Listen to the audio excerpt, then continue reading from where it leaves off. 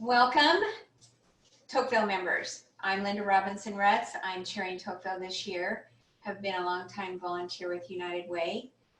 We are so excited to have you join us for our very first virtual fireside chat with our new Executive Director, Megan Liesfeld.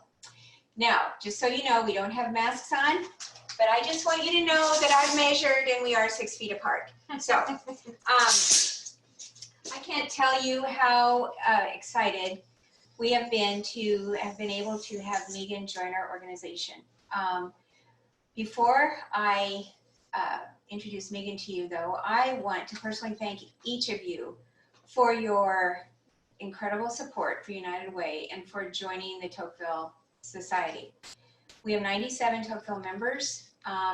The gifts that you give to United Way make up 15% of the campaign. That is phenomenal. We are very, very grateful. And I think as you will soon hear, those dollars have been working extremely hard this year. And as we start to prepare and begin this next campaign, you'll see how necessary your gift is, your commitment to United Way, will be as we move forward through this very unusual time. So without further ado, I would like to introduce Megan Liesfeld, our new Executive Director. Megan, welcome. Thank you. We know each other pretty well, but I would like you to just give a little bit of background to our Tocqueville members about you and your experience, and then why you chose United Way. Thank you, Linda, and thank you for having us at your home today. Glad to do it. Sure appreciate it. And hello, everyone. If I've not had the opportunity to meet you, I do hope that I will have the opportunity to meet you in person very soon. But until that time, it's nice to have this virtual conversation and to share just a little bit with you today. So I'll start with a little bit of my personal background. I had lived in the Lincoln community for just under 20 years. I kept thinking it was 20, it's 19, but close enough, I think, to 20 years. But I moved to Lincoln when my husband and I married, and he was in school at the University of Nebraska College of Law. And he was originally from Lincoln and said, "You're going to love it here," and he was not wrong. I have loved being a part of the Lincoln community, and it's been such an important place in my life to raise my kids and to just find a place to plug in and really contribute. And I've received a lot as well being a part of this community. My husband John and I have 2 children who are fortunate enough to be invested in today by Lincoln Public Schools. We're so grateful for that investment. We have a daughter, Nora, who is 10 and is attending Morley Elementary, and a son, Johnny, who's 15 at East High School. I should say my husband's name is John, but he's better known in the Lincoln community as Jeff Mitchell. He has a morning talk show on KLIN and has had the great fortune to do that for over a decade. So he spends his morning talking at the Lincoln community. But we've also, as I said, just really enjoyed being a part of and engaging in the community. Since I've lived in Lincoln, the vast majority of my time here has been spent within a smaller community of the nonprofit world. I did spend about 5 years, very initially in Lincoln, 4 years in the for-profit community, but really found a home in our nonprofits when I moved 15 years ago to Cedars Youth Services and started my career there. And I did spend 15 years at Cedars and feel very, very fortunate to have kind of grown up in my career there with some just amazing mentors, Kathy Campbell, Jim Blue, others in our community who just really have invested a lot in our community and invested a lot in me to help me grow and learn a lot about what it is to be a part of the nonprofit community in Lincoln, to run a strong nonprofit. And so I'm so grateful to have had that experience. As Linda and I have talked at length, when I had the opportunity to consider coming to United Way, the way that I really thought about that opportunity was through a framework that my father-in-law, who has since passed, but he used to talk about a lot, and that is the notion of the power of and. So not this or this, but this and this. And that's really how I thought about the decision to move to United Way. I'd had this incredible experience working in a community-based organization that I felt really passionate about. And what United Way, the opportunity to come to United Way really afforded me was the and. So it wasn't just one nonprofit, it was 40 additional nonprofits that I was going to have the opportunity to work alongside and invest in, which was has just been a tremendous opportunity already. And as I thought more about that, it wasn't just the and of the additional community, it was the and of the role and the work. The other thing that I'm really, really passionate about is galvanizing resources. I really love bringing people together. So, when I thought about the opportunity to connect people who have dedicated their life's work to being on the front lines of helping those in our community, but also connecting with those who say, I really want to do something with the resources that I have, or those who say, maybe maybe that frontline work is, and I want to play you, and I want to help serve meals, and I want to do all of these things. United Way and involvement with United Way really offered. So it was one big and. So I really feel fortunate to be in the position that I am, to be leading United Way during a pretty unique period of time, and just feel really grateful for the opportunity. Unique is an understatement. So Megan joined us February 1st, and we were all very excited. And then the middle of March, the pandemic hits. Yeah. So share with us a little bit about how you navigated new organization, new team, and then all of a sudden chaos. Yeah. And how that has worked and how we've kind of worked through that. Yeah, it's a great question. And we won't ask the team to weigh in on it. No, I'm just kidding. But it really has been an incredibly unique period of time. I had about 6 weeks to get to know the team before we moved everyone home. And the pandemic hit, and all of a sudden kids weren't in school anymore, and our community was moving to this remote world, and the needs were skyrocketing. And so, I had someone share with me pretty early into the pandemic, about maybe a month in, to say, you know what, I think you're going to have to scrap that 90-day plan that you had, and maybe consider it a 6-month plan. I have to say now that I'm about 6 months in, it's become my 1-year plan, but that's okay. I think there are a couple of things that I learned really quickly out of the gate. I'm so grateful that I had that first 6 weeks to spend with the team, because what I learned immediately was they are a group of incredibly passionate people. And they were going to work really hard to continue to further the mission of United Way and to serve our community in whatever way was needed.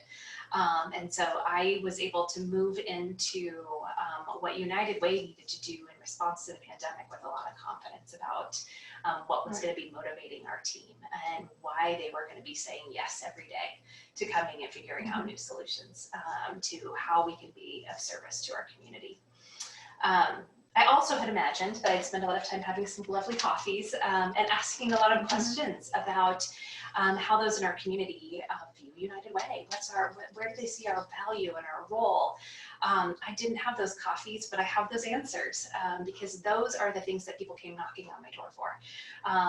So what a crisis will do is it will bring you to what's really important really, really quickly.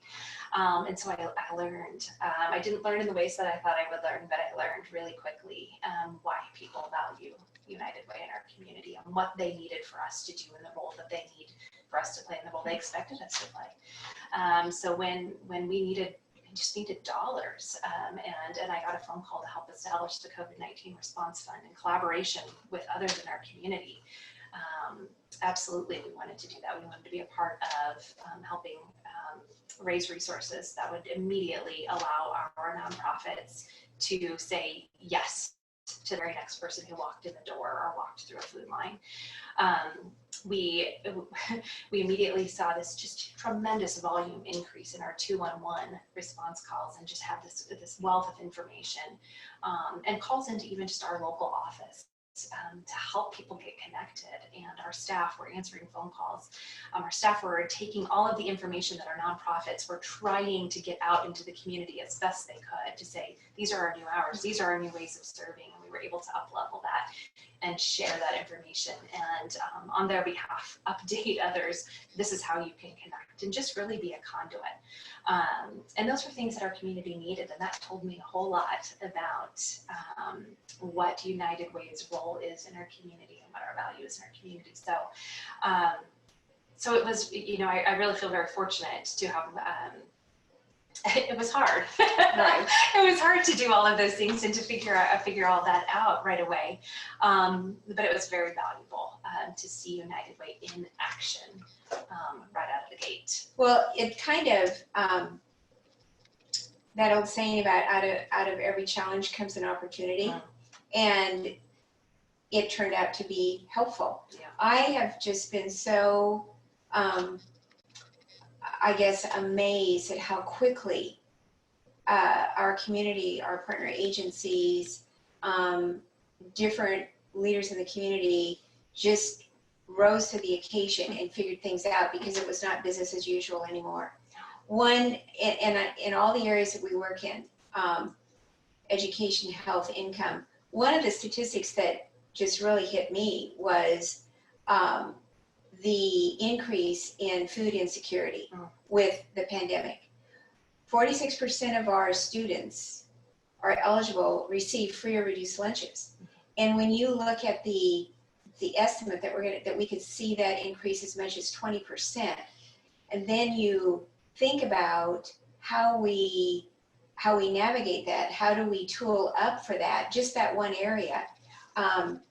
That's just one example that I wanted you to share with our members. Yeah, and to build off of that, having spent 15 years in the nonprofit community, you see impact in different sectors of our community a lot over time, where there will be an increased need in one area for one reason or another. I've never seen anything like this that really truly has impacted every area of our work. So we don't just need to focus on education. We don't just need to focus on health issues or just on income issues more in depth than we normally would. And those are always issues that we're paying attention to in our community because they're so critically important. But at times you'll see spikes in need in areas. This is everything. I don't think that there's probably a single person in our community who has experienced some kind of loss as a result of the pandemic. Loss of a structure in their life, whether that's school or that's income. They've had a new health vulnerability. Those types of things are just really, they're just a part of our community right now. It's part of the way that we think. But some of the statistics that have come just out of our Lincoln community are really startling. The food insecurity numbers. Gosh, we've had 28,000, I think was the last number that I saw, 28,000 filings of unemployment in Lincoln since the pandemic hit, which is well more than we would normally experience in a 3-year period. In 3 years? 3 years. My. And so you think about that loss of income and you think about all of the ripple effect of that. Some of the things that we immediately saw coming out of our community, food insecurity was a big one. We started to be pretty immediately concerned about housing instability. Are people going to be able to pay rent? Are they going to be able to pay their mortgages? So that area that we're operating in, that United Way's really invested a lot in income, became a real concern right away. We were, watching how our organizations were going to be able to respond, but behind all of those statistics, there's also just a lot of hope, because what you saw, and I think what the really remarkable strength of our community is you didn't see anybody standing around trying to figure out what to do. You just saw people doing. and didn't know what to do or what the right response was, but it didn't stop them from doing. And so the real things that sticks with me as I talk to executive directors and I hear them tell their stories about what it's been like to work in their organizations over the last 5 months, but the tremendous ingenuity and creativity that came out of these organizations to just figure out how to still live out their mission is pretty remarkable. So you saw all of a sudden food lines that traditionally, people were coming into business, into organizations and going through a food line that was served by a core of volunteers who make food and deliver and serve it up. All of a sudden they were acquiring to-go boxes, and they had distribution set up outside in tents, rain or shine. You had the food bank asking support of the National Guard to mobilize. You saw weekly emails coming out from Lincoln Public Schools, who's partnering with the food bank to get food out to families who would have ordinarily, the children would have been able to been served to the school with their food. They made it happen, and they didn't miss a beat. They're just this incredible increase in food insecurity in our community was being met in creative ways all over our community: Gathering Place, Matt's Help Kitchen and Outreach, to-go boxes, Center for People in Need, others. Just they're making it work. They're figuring out ways to distribute. And housing, that's actually become a really important topic of late, I think, in our community. It was a concern really early on, and I think our nonprofit leaders who work in the area of supporting housing stability have really had this ongoing concern. And we're really starting to kind of see those numbers uptick right now. I saw a statistic out of the UNL Center for Children in the Law that we may see up to 1,200 newly vulnerable families who could experience homelessness as a result of the pandemic. Because of income loss. And so, I think about the resources that we need to deploy as a city to ensure that that does not happen, to create opportunities for stability by meeting that financial need of families in our community.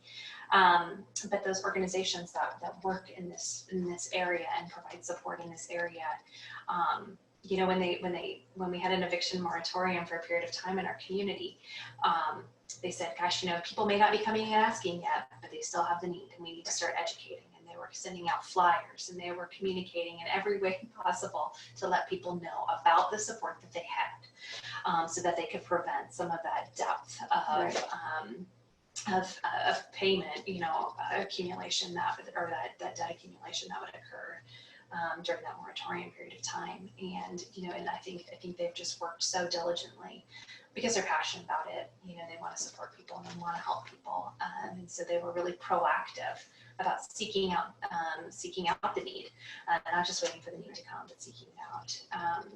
Education, we talk about education, and you talk about some of those numbers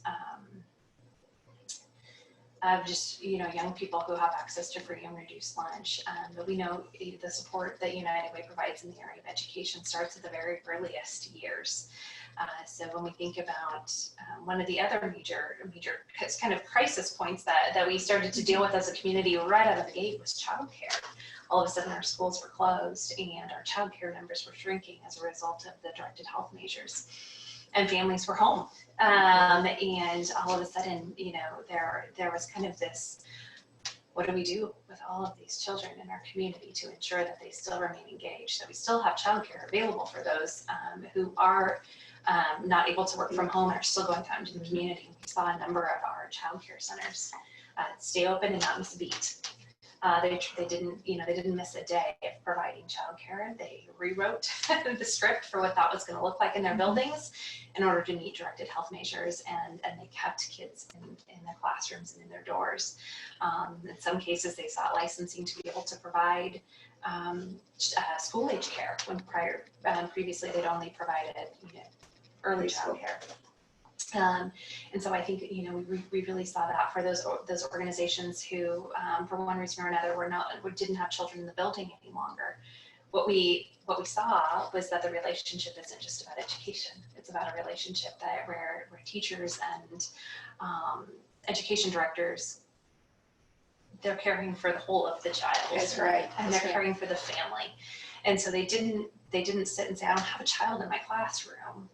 They said, what do you need? They called the families and they said, how can we help you? Do you need diapers? Do you need food? What do you need? Do you need some structured activities for the kids? And they were doing drops at doors. But beyond that, they were just checking in. They were a touch point for families who were feeling disconnected, and maybe just needed somebody to talk to and say, gosh, this is kind of how our days are going. You know, one of the other areas that you shared with me was just the change in, we support health, but behavioral health, you had talked about, and what happened with services for behavioral health that to me is, was pretty awesome. Yeah. When we were talking about this before, I thought we have these organizations who, they're caring for young children, youth and children, who just really have some need for some additional structure and somebody to connect with, to talk through a lot of the emotion that they're feeling or experiencing. And I can't think of a more emotional experience for a lot of our young people than to have that structure that you're accustomed to be unavailable to you in the same capacity that it was before. It's changed, but it's different to be home and to not have that face-to-face connectivity.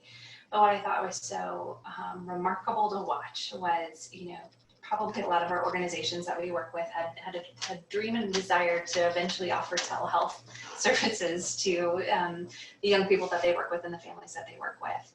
I would imagine if they had the time to thoughtfully think that through, they would have, really vetted that process and brought on their staff and really did a lot of thoughtful thinking about those kinds of things.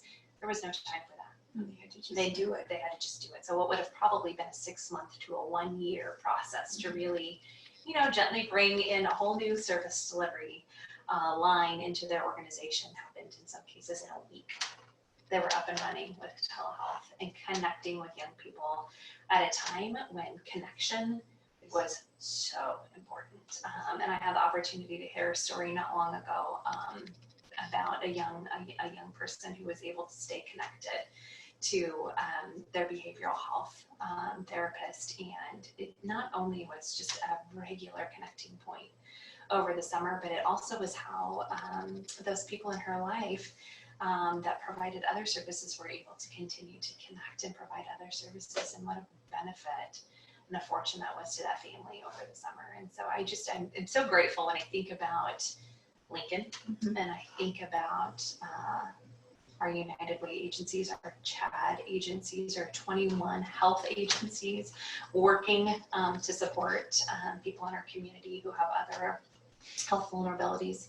And I think about what the pandemic response, what the pandemic impact would be if not for those agencies that make up this network. And they all have their own areas of strength, but it takes all of it. Has taken all of them, and it's always taken all of them, and it's always taken us. It's always been that formula that has helped us to move forward and to be able to provide a strength of response in our community to need. But when you just see this immediate elevation of need, and you see the creativity, and you see the willingness to walk alongside together and the collaboration that's needed, it's just pretty remarkable. And I think I just feel really fortunate to have been able to be a part of it in some way, but even to just witness the incredible value of the services and support to those in our community. Well, I think it is remarkable, and I think it is another just testimony to the collaborative efforts that Lincoln is known for in terms of organizations coming together to work at a common goal. And when you can do that in the midst of a crisis, it really, I think, shows the character and the commitment of our community. Mm-hmm. You had shared with us about the 3 stages that that we're going through with this experience with the pandemic. We've talked about response. I think we're in the recovery stage, and then there's rebuild. Can you talk a little bit about this as we start to look forward this year? Yeah, I like you, I think we're in recovery. Some days it still feels like we're a little disjointed in responding, but I really do think as a community, we are in a recovery phase. And, you know, with that response phase being kind of that just all hands on deck. Doesn't always feel real organized, doesn't always feel very structured. It's just digging in and responding. And now I think as we've started to step back a little bit, where we're able to think about how do we more efficiently, perhaps, and effectively utilize the resources that are available within our community to best meet needs. And there's still a lot that's changing on a regular basis in our community, and needs are shifting and changing. But I think, you know, when I think about the opportunity that we have as a United Way to really engage in this next phase, you know, response was those early dollars out the door. Recovery is really, and as we think about rebuilding for the future, you know, that's really where we have a lot of opportunity to be an important part of what our community's response, what our community's recovery and rebuild is going to look like. Because, you know, we've seen this really dramatic increase in need. It's not just going to magically fall off a cliff again. It's gonna sustain at a much higher level than we are accustomed to in our community for a while.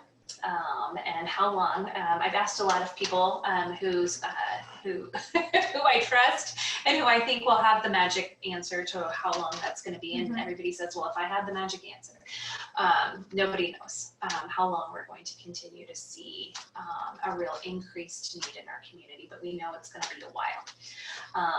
And so, you know, I think as we look at that and we think about what our role is in United Way to continue to support our agencies, the answer is we're going to need to do more. And in all of the areas of our work. And so when I think about the resources that our community, the financial resources that our community is going to need in order to continue to support the agencies and the people that they support, we're going to have to figure out a way to do more. When we think about re-engaging in volunteerism, we're going to, you know, as our agencies get comfortable bringing people back in and we figure out new ways to do that well, we're going to have to do more of that. And then I think even just as a United Way network, I think it's incumbent upon us to advocate and to share what we know about the needs that are in our community, and that they are different, in that they are more significant in number.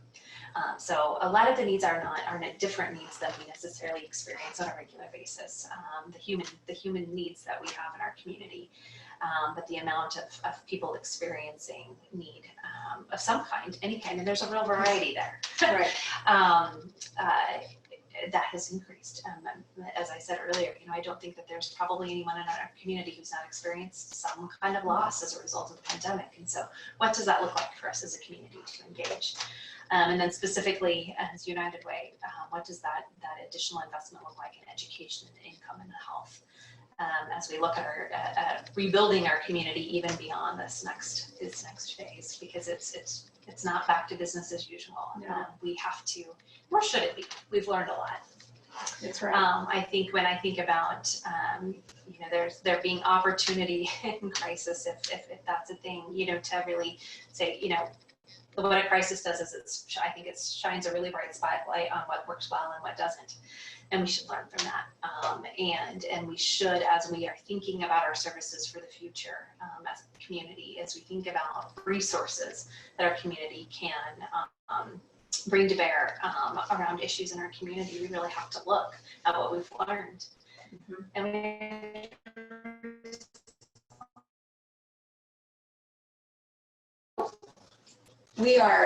we've started our campaign for this year.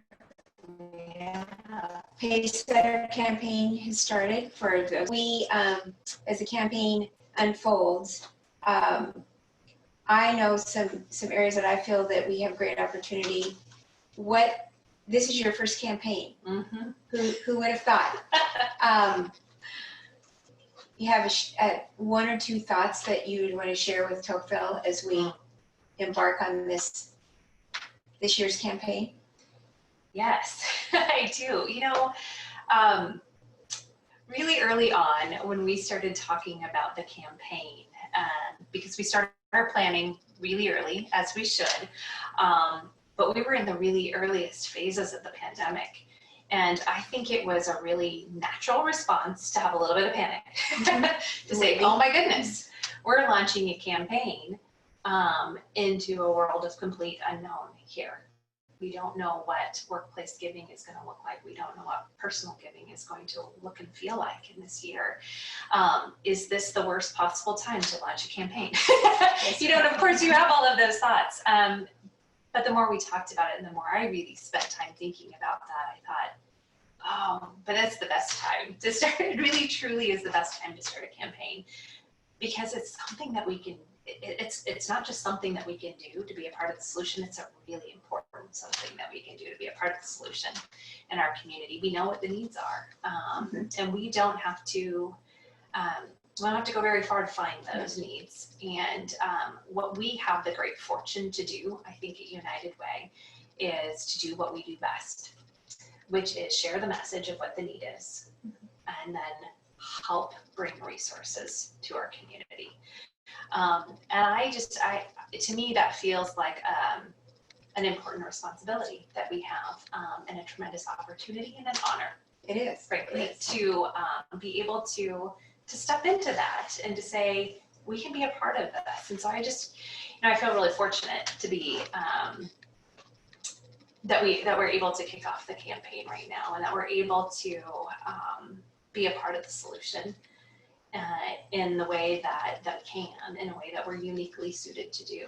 And I feel very honored to be able to share what we've learned and what we know from the conversations we're having about not just the need, but what the response looks like, because I'm really proud. Right. Really proud of the response of our nonprofit organizations, and they should be really proud, because they're just doing remarkable work. And so for us to be able to come alongside and say, we really want to support this, and we really want to make sure that what you do best, you're able to do at a higher level than you've ever been able to do it before, because you have an increased need to meet, and we want to be a part of making that happen. So I really feel very fortunate. Thank you. That's a great segue into a couple of things that I want to share with Tocqueville members. First of all, I do feel that we have a great opportunity. I'm extremely optimistic. I'm excited about the campaign this year. I've seen just incredible agility and innovative ideas in terms of how we approach the campaign. For the Tocqueville members, our committee has given a lot of thought to how we can continue that leadership role that we have in this campaign. And there are about 15 of us on the committee who've shared some ideas. I wanted to share 3 things that we would ask of you. Thanking you for continuing to be part of Tocqueville, and reflect on some of the things that we've talked about today in terms of just the role that United Way and its partner agencies really play in this community and how vital it is. Sometimes you don't see that, or maybe really think about it when everything's kind of going along and it's all good. And then when you have something like this hit your community, and you, as Megan said, we probably all have felt some loss some way, and we know people who have felt a lot of loss. It kind of is in your face about how important the agencies and the individuals that help meet these needs are important in the community. So I really would ask you to reflect on that. And as you renew your membership to Tocqueville, I liked Megan's use of the word and. So I'd ask you to thoughtfully consider renewing your adding to it. That would be the first thing. Secondly, there are a lot more people out there like you who believe in this community, who want to see a quality of life for individuals in our community, and who have a passion for giving back to the community. So we're asking you to think of one or two or three individuals or couples that you know that we might invite to become part of Tocqueville. And then finally, and I think as important as all of those, is for you to be our advocate, for you to be United Way's advocate in your workplace, in your neighborhood, in the networks that you're part of, those that you share faith with, of how important the impact fund is. Those are the dollars that go directly to meet those needs that we see increasing in this community through our work in education, income, and health. Those three things. If you would just thoughtfully consider joining us to grow Tocqueville, to grow the Impact Fund, and to spread the word of the good work that United Way does, you will see many great things happen in this community. So I ask you to think about that. And we'd now like to open up our little fireside chat with some questions from you. And so, Peter, do we have a question? Yes, we have a question. Here it is. Why are we still concerned about COVID? Didn't the relief fund take care of that? Megan. Oh, that's a great question. It helped. It helped so much. And it's still helping. So when the community responded right away with the relief fund, which was, I think at its, we were giving away dollars as they were coming in, but I do think it was at its peak, just a little over $1 million that were raised to immediately be mobilized. But really the intent of those dollars was to be those first dollars out the door. So of course, the pandemic has not gone away. We've learned to live with it a little bit more than perhaps we knew how to do early on. But what those COVID-19 response fund dollars did were just to keep doors open for nonprofits, to help them meet those immediate spikes. But as we've talked about today, those needs are not necessarily just falling back off of a cliff. We still are seeing high unemployment numbers in our community. We're still seeing high numbers of food insecurity. We're still seeing a lot of housing vulnerability. And so the need is not going to just go away. And so what we need to do as a community is figuring out how to create additional stabilizing dollars that are going to meet those increased needs well into the future. So I do not want to, I can't underscore enough how incredibly important those early dollars were. They were a lifesaver for our nonprofits. They just had to be able to go out and buy things and do things that they'd never had to do before, and they had to have access to those quick dollars. And so the way our community responded was so important. But the way that we respond for this next phase is equally important. And that's where we really are going to have a little bit of creativity, I think. And because we're going to have to meet needs at a higher sustained level for quite some time. Thank you, Megan. Another question? Sure. We had a question come in about Give to Lincoln Day. Can you talk a little bit about the difference between Give to Lincoln Day and the United Way chat campaign? Is there competition between the two? Can you talk a little bit about that? Well, that's a good question. I see them as very complementary. And so, when we talk with others in the community about philanthropy and opportunities to engage in giving in our community,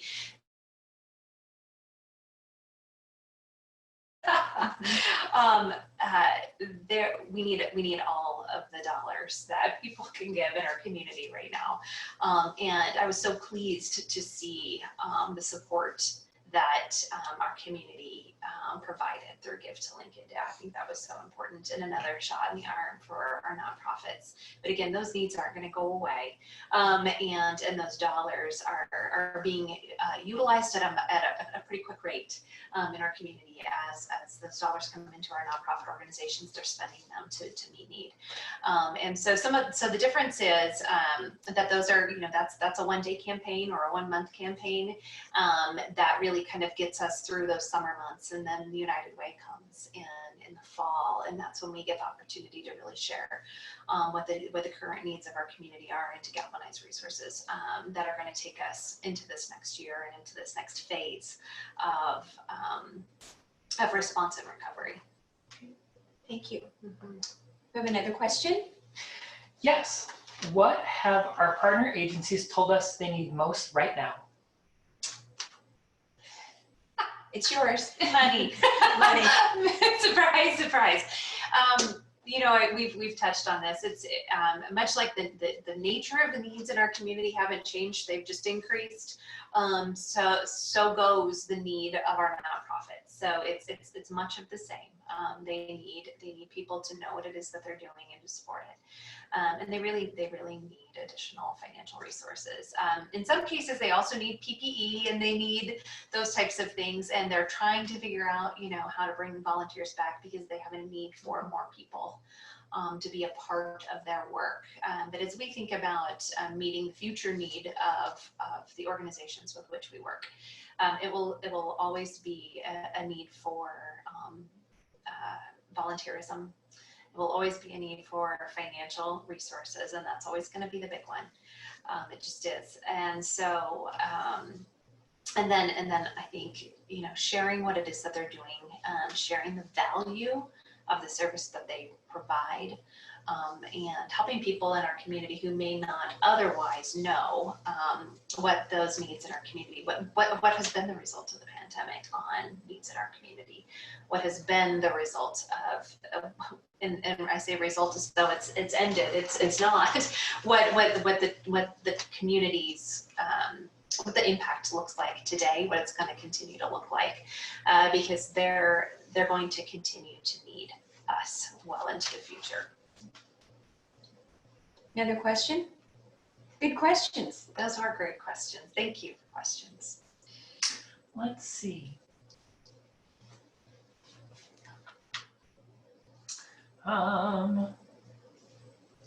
Here is a longer question, if you're okay with that. COVID has brought to light bigger systemic issues in our community that affect the work we are trying to do in education, health, and financial stability. What is United Way doing or thinking about doing to address the larger issues affecting our work? That's a really important question. That is a long question. It's an involved question. That is an involved question. I'm trying to think about the best way to provide a reasonably succinct answer to that. But, United Way has long been involved in systemic work. But there are definitely some areas that have come to light, I think, more in our community over the course of the last 6 months.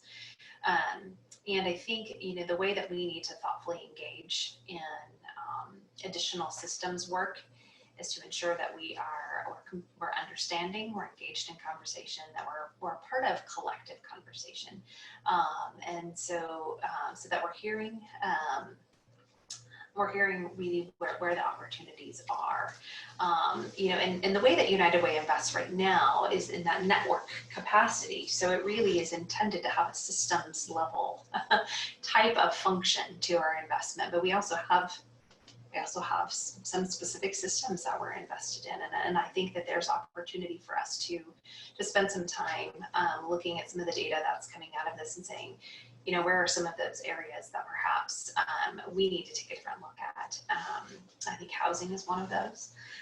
We've long been involved in housing stability work, but I think we've seen a different kind of conversation arise out of our community when it comes to housing, and I think I think it's important for us to continue to engage in that and to better understand what solutions our community thinks are available and fit best in our community. And I think, you know, there's always the I think the important part of learning, and we're doing a lot of that right now. We invest a lot of time looking at data, and not just data from our agencies, but data from our community that will help us better understand where some of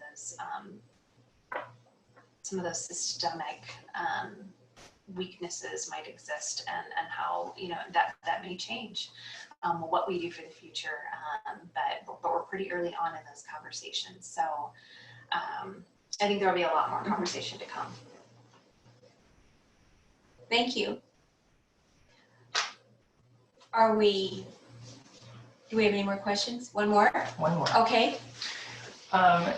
This is a question about the Step Up program Okay. for giving.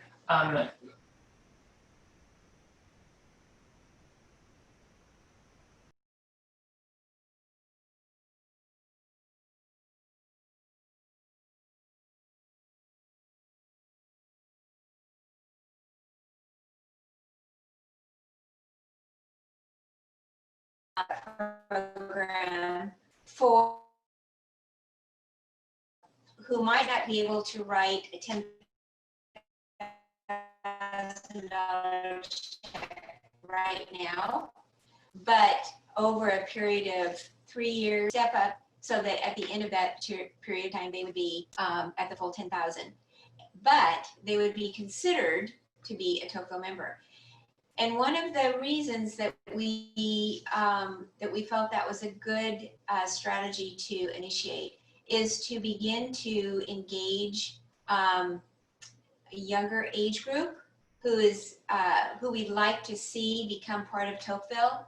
And you know, you're early on in your careers and you're building a family, you may have this commitment and you are committed financially. We feel that having that, having an opportunity for people to gradually step up to the full 10,000 would be a good step for us. And I think it has been. I think we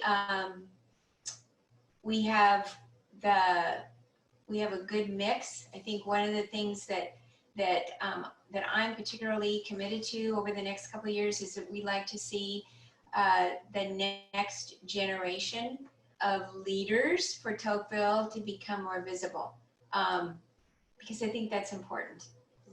It also has given us an opportunity to just hear new ideas for building Tocqueville and building our whole leadership giving group. I hope that was right. So, one more question? Yeah. Okay. We have one more that just came in. Like this. So this person would like to know, Linda, what your vision for the United Way board is and the ongoing relationship with our new director, Megan. Well, I got to tell you, I'm pretty excited about it.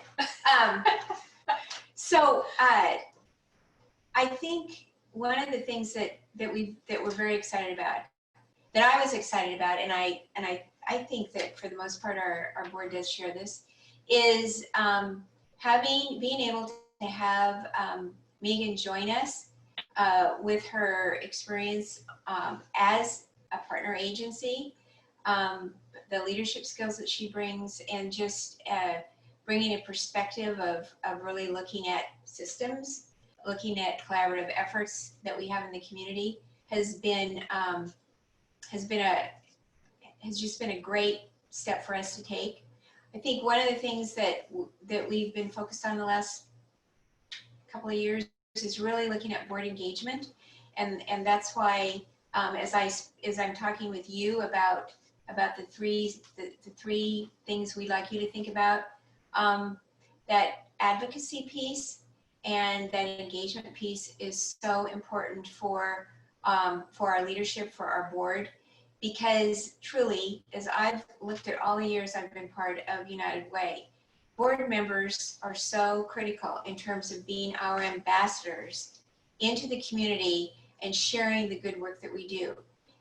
And honestly, one of the things that I feel has come out of this pandemic is just the more visible look that seeing of how incredible that network and that foundation of services that United Way and its partner agencies and CHAD provide in this community really is vital. And I think sometimes we sort of take that for granted, but in times like these, it really, really shows how important and how critical those services are to a healthy community. So that's kind of my vision. It's going to take it'll just take a lot of work, and it takes commitment, and I think it takes just open dialogue and conversation, and I think we're having those. You want to add anything? No, that's great. Okay. Thank you. So with that, I am going to close by saying thank you again for joining us. We're planning to have a second virtual fireside chat September 17th from 10 to 11 in the morning. So that's coffee time. Between now and then, we would really appreciate you thoughtfully considering renewing your membership, thinking of someone you'd like to invite to become a Tocqueville member, and tell 5 people the good news about United Way CHAD and how important their work is in the community. Thank you very much. Have a great afternoon.